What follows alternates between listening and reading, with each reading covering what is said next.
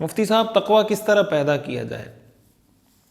دیکھیں تقویٰ بنیادی طور پر تقویٰ کا مطلب ہوتا ہے کہ اللہ کا ایسا ڈر، اللہ کا ایسا خوف، ایسی خشیت انسان کے دل میں بیٹھ جائے کہ انسان اللہ کی نافرمانی کرتے ہوئے ڈرے کہ میرا اللہ مجھ سے ناراض ہو جائے گا، اور ساتھ اس کے دل میں جو عقیدہ آخرت ہے ہمارا، جنت جہنم کا جو ہمارا عقیدہ ہے، اس کے بہت سارے طریقے ہیں۔ قرآن کریم میں آتا ہے یا ایھا الذین آمنوا اتقوا اللہ وکونوا مع الصادقین، اے ایمان والو اللہ کا تقوی اختیار کرو، اللہ سے ڈرو اور سچے لوگوں کے ساتھ ہو جاؤ۔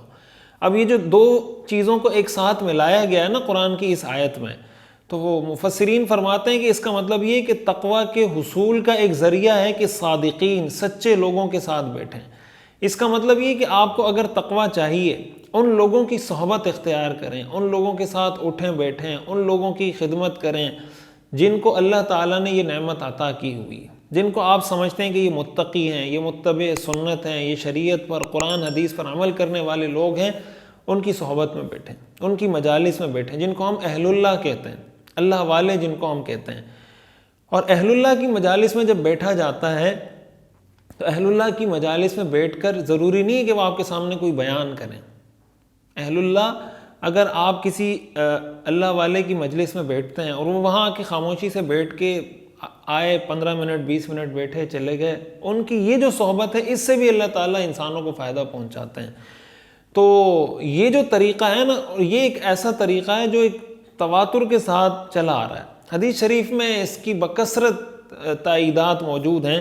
حدیث میں آتا ہے نا کہ آپ اگر کسی خوشبو والے کے پاس بیٹھتے ہیں تو آپ اگر خوشبو نہ بھی خریدیں تو خوشبو کا کچھ نہ کچھ اثر آپ کو پہنچ جائے گا، آپ کے کپڑوں پہ کچھ نہ کچھ خوشبو لگ جائے گی۔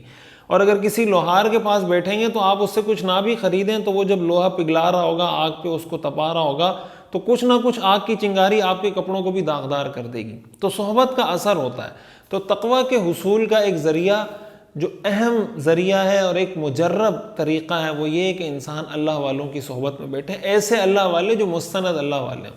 اور مستند اللہ والے ہونے کی پہلی نشانی یہ کہ وہ سنت پر عمل کرنے والے ہوں، وہ خود نماز، روزے اور جو شریعت کے احکام ہیں، حلال حرام، جائز ناجائز، اس کا پابند ہو۔ ہمارے ہاں بہت سارے ایسے پیر جناب مارکیٹ میں آئے ہوئے ہیں، ایسے جناب 2 نمبر پیر، وہ مارکیٹ میں ایسے 2 نمبر بزرگ آئے ہوئے ہیں جو اپنے سامنے لوگوں سے سجدہ کرواتے ہیں، کوئی دھمال ڈلوا رہا ہے، کوئی ڈانس کروا رہا ہے، کوئی کرنٹ لگوا رہا ہے، اور جناب پتہ نہیں کیا کیا حرکتیں۔ اور پیر صاحب خود پوچھیں نماز تو کہتے ہیں بھائی نماز میں مدینہ میں پڑھتا ہوں، کوئی کہتا ہے مجھے نماز معاف ہے، کوئی کہتا ہے بھائی اتنے سالوں سے نہایا نہیں ہے۔ ہمارے لوگوں کو اللہ ہدایت دے، وہ ایسے لوگوں کو سمجھتے ہیں، ان کے پاس جاتے ہیں، ان کے سامنے جھکتے ہیں، گھٹنوں پہ ہاتھ رکھتے ہیں، سجدہ کرتے ہیں۔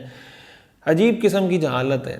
تو اللہ تعالیٰ ہدایت عطا فرمائے۔ اللہ والا وہ ہوتا ہے جو اللہ کے بتائے ہوئے احکام پر عمل کرتا ہے، رسول اللہ صلی اللہ علیہ وسلم کی سنت پر عمل کرتا ہے۔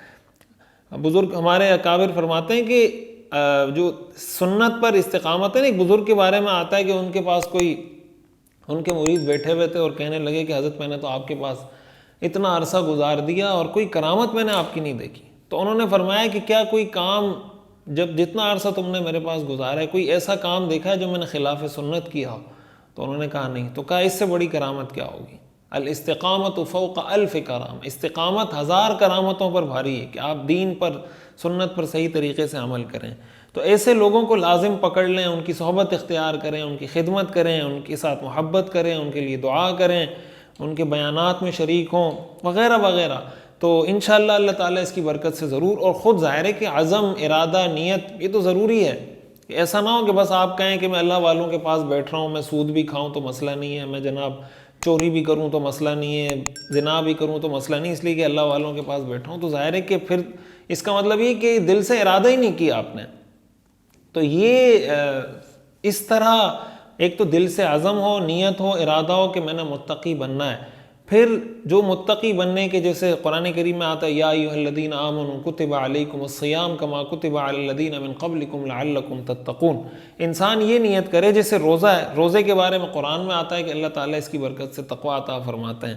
تو روزوں کا نفلی روزے ہیں، ایام 20 کے روزے ہیں، اس کا اہتمام کرنا چاہیے۔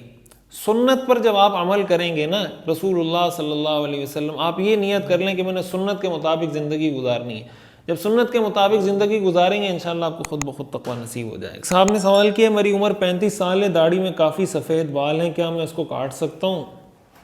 دیکھیں اگر 1-2 بال ہیں اس کو آپ کاٹیں تو اس میں تو کوئی حرج کی بات نہیں، لیکن اگر کافی، جیسے آپ نے لکھا ہے کافی سفید بال ہیں، تو اس کو پھر آپ بلیک وہ لگا دیں، کوئی کلر لگا دیں، مہندی لگا دیں۔ 40 سال کی عمر تک آپ بلیک کلر بھی یوز کر سکتے ہیں، 40 سال کے بعد پھر ریڈ کلر یا کوئی اور کلر آپ استعمال کریں۔ تو اگر بہت زیادہ بال ہیں تو پھر تو اس کو کاٹنا ٹھیک نہیں۔ مفتی صاحب NIC میں اللہ اور محمد نام لکھا ہوتا ہے، اس کو شلوار کی جیب میں رکھ سکتے ہیں؟ بالکل رکھ سکتے ہیں، اس میں کوئی حرج کی بات نہیں۔